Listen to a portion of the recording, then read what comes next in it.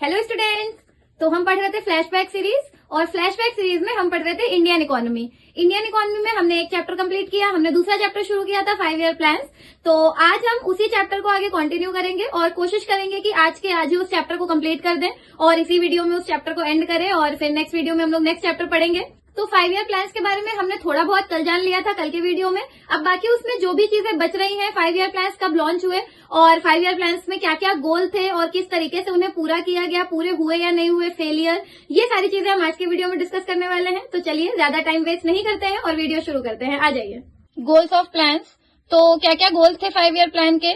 तो फर्स्ट है GDP growth. जो सबसे बड़ा और मेजर गोल था 5 ईयर प्लान का वो था जीडीपी ग्रोथ, कि कैसे जीडीपी ग्रो करी जाए, क्योंकि पार्टीशन के बाद और इंडिपेंडेंस मिलने पे हमारी इकोनॉमी की जो जीडीपी थी वो बहुत लो थी। तो गवर्नमेंट पूरी तरीके से ट्राई कर रही थी कि ऐसे किस तरीके से हम प्लानिंग करें जिससे जीडीपी ग्रो हो सके, डेवलपमेंट हो सके। नेक्स्ट इज फुल एम्प्लॉयमेंट, और वो यही चाहते थे कि जितने भी लोग हैं, क्योंकि जो प्राइमरी सोर्स ऑफ लिवलीहुड था वो एग्रीकल्चर ही था, तो लोगों को फुल एम्प्लॉयमेंट मिले। जब सबको काम मिलेगा तभी जीडीपी बढ़ेगी, तभी चीजें सुधरेंगी। इक्विटेबल डिस्ट्रीब्यूशन, जो इनकम डिस्ट्रीब्यूशन हो या जो फूड ग्रेन का डिस्ट्रीब्यूशन हो, किसी भी चीज का डिस्ट्रीब्यूशन हो, वो इक्विटेबल होना चाहिए। इसी वजह से गवर्नमेंट यही ट्राई कर रही थी कि जैसे भी डिस्ट्रीब्यूशन हो, जो प्लान इस तरीके से बनाए कि उसमें इनकम का डिस्ट्रीब्यूशन इक्विटेबल हो। नेक्स्ट इज मॉडर्नाइजेशन, किस तरीके से हम इकोनॉमी को मॉडर्नाइज कर सकते हैं, नई टेक्नोलॉजी यूज कर सकते हैं जिससे हम इकोनॉमी को ज्यादा से ज्यादा ग्रो कर सकें, ज्यादा से ज्यादा डेवलपमेंट कर सकें। लास्ट है सेल्फ सफिशियंसी। सेल्फ सफिशियंसी का मतलब है कि क्योंकि हम इंपोर्ट पे डिपेंडेंट थे तो गवर्नमेंट ने बोला कि हमें सेल्फ सफिशियंसी लानी होगी। मतलब हम एक तो कुछ एक्सपोर्ट नहीं कर रहे थे और जो भी चीजें हम एक्सपोर्ट कर रहे थे वो कुछ खास रिजल्ट नहीं दे रही थी, तो इसलिए गवर्नमेंट ने बोला कि एटलीस्ट हम एक्सपोर्ट नहीं कर पा रहे तो कम से कम इतना सेल्फ सफिशियंसी ले आए जिससे कि हमें इंपोर्ट करने की नीड ना पड़े। तो ये सारे गोल्स को ध्यान में रखकर 5 ईयर प्लान बनाए गए थे। नेक्स्ट हम लोग आते हैं features of economic policies till 1991। 1991 तक इकोनॉमिक पॉलिसीज के फीचर्स क्या थे?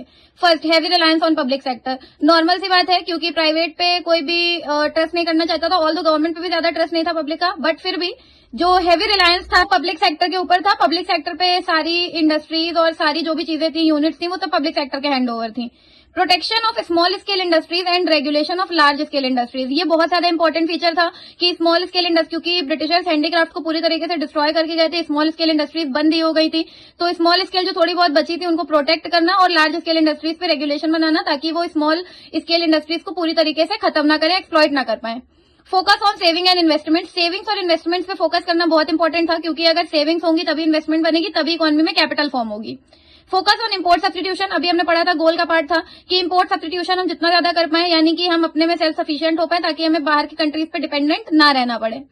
प्रोटेक्शन फ्रॉम फॉरेन कॉम्पिटिटर्स, आप फॉरेन कॉम्पिटिटर से किस तरीके से प्रोटेक्ट कर सकते हैं, आप गुड क्वालिटी प्रोडक्ट बनाइए जिससे आप फॉरेन गुड्स को कम्पीट कर पाए।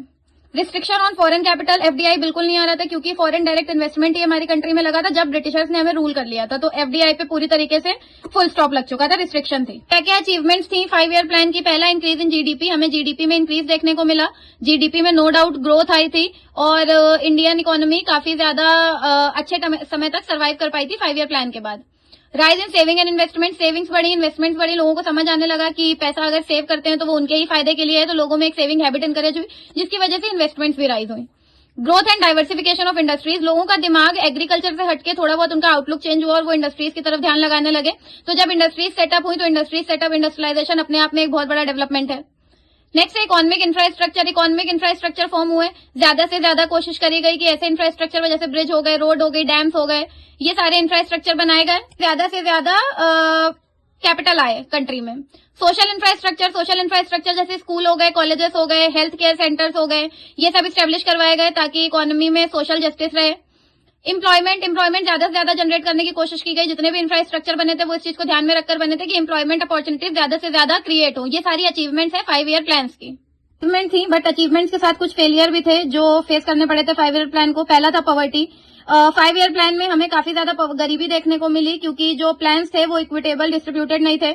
हाई रेट ऑफ इन्फ्लेशन बहुत ज्यादा आ चुका था क्योंकि ऑलरेडी हमारे पास जो गवर्नमेंट थी उनके पास कैपिटल कम थी और उन्होंने जो भी कैपिटल थी उसको इन्वेस्ट कर दिया था। अनएम्प्लॉयमेंट, जितनी भी मॉडर्नाइजेशन हुआ था, जितनी भी नई नई टेक्निक्स यूज हो रही थी, उनसे क्या हो रहा था कि जो टेक्निक्स थी वो कैपिटल इंटेंसिव थी और लेबर कम यूज हो रहा था जिससे अनएम्प्लॉयमेंट आ रहा था। इनएडिक्वेट इंफ्रास्ट्रक्चर कहीं बहुत ज्यादा डेवलप हो रहा था, कहीं कम हो रहा था, तो जो इंफ्रास्ट्रक्चर था वो प्रॉपरली डिस्ट्रीब्यूटेड नहीं था। इक्वली डिस्ट्रीब्यूटेड नहीं था, सही नहीं था। कोई स्टेट बहुत ज्यादा ग्रो कर गया इंफ्रास्ट्रक्चर के मामले में और कोई बहुत कम। लास्ट है स्क्यूड डिस्ट्रीब्यूशन। स्क्यूड वर्ड का मतलब होता है कि नॉट जस्टिसेबल या नॉट इक्विटेबल। स्क्यूड का मतलब एक गैप, एक ब्रिज बन गया पुअर और रिचर सेक्शन के बीच में। पुअर सेक्शन और ज्यादा पुअर होता चला गया और रिचर सेक्शन और ज्यादा रिच होता चलेगा। तो ये स्क्यूड डिस्ट्रीब्यूशन आया था बिकॉज ऑफ 5 ईयर प्लान्स। तो ये सारे फेलियर थे 5 ईयर प्लान्स के। तो स्टूडेंट्स, ये था आज का वीडियो 5 ईयर प्लान्स के ऊपर। आई होप आपको अच्छे से समझ आ गया होगा। आई थिंक चैप्टर इतना ही है। अगर आपकी बुक्स में कुछ बच रहा है या कुछ जो टॉपिक्स अभी बचे हुए हैं वो मुझे कमेंट सेक्शन में बताइए। वीडियो को लाइक करिए, दोस्तों के साथ शेयर करिए और चैनल को सब्सक्राइब करिए। Thank you so much.